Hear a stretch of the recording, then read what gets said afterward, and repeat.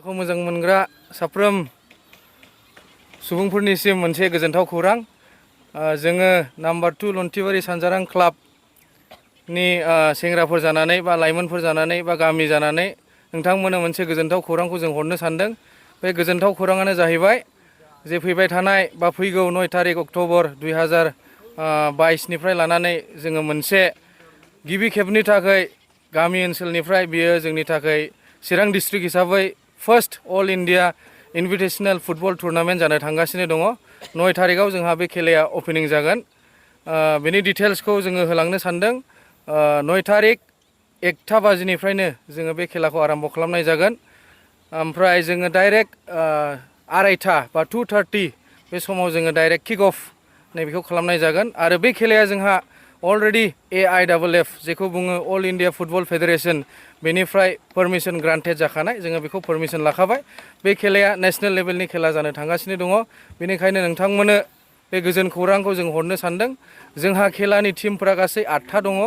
ओमफ्राय बे 8टानि गेजेराव जोंहा गासै टटेल दा 3 स्टेटनिफ्राय टीमा जानानै दङ। आसामनिफ्रायथ' दंखायोआनो, बेजोंनो लोगोसे वेस्ट बेंगलनिफ्राय आरोबाव मणिपुरनिफ्राय जोङो 3 स्टेटनिफ्राय टटेल गासै 8टा टीम जोङो बेखौ लानाय जादों। आरो अपेनिं खेलाखौ गेलेगोन 9 तारिखआव सुजापुर एकदास क्लाब वेस्ट बेंगलनिफ्राय, मालदा होननाय डिस्ट्रिक्ट बेनिफ्राय बिलं खालामो। आरो मोनसेया जाहैबाय रेमन फुटबल कचिं सेन्टार जायहा नलबारिनिफ्राय। ओमफ्राय बे खेलायाव गिबि दिनाव अपेनिं सेरेमनियाव बाहागो लाफैगोन जोंनिनो मान होनो गोनां डिसि सार, चिरां डिस्ट्रिक्टनि डिसि सार। बेजों लोगोसे माखासे इन्टेलेक्सुवेल्सफोर थागोन। आरोबाव अडियेन्सफोरखौ गोजोन होनो थाखाय फुटबल खेलाजों लोगोसे माखासे एन्टारटेनमेन्ट बे पारपसखौ लानानै लोब्बा लाखिनानै जोङो सासे बर' सावथुन मुलुगनिफ्राय सासे आर्टिस्ट बेखौबो जोङो हांख्रायनाय जादों, जायनि मुङा अनसुमै बर'।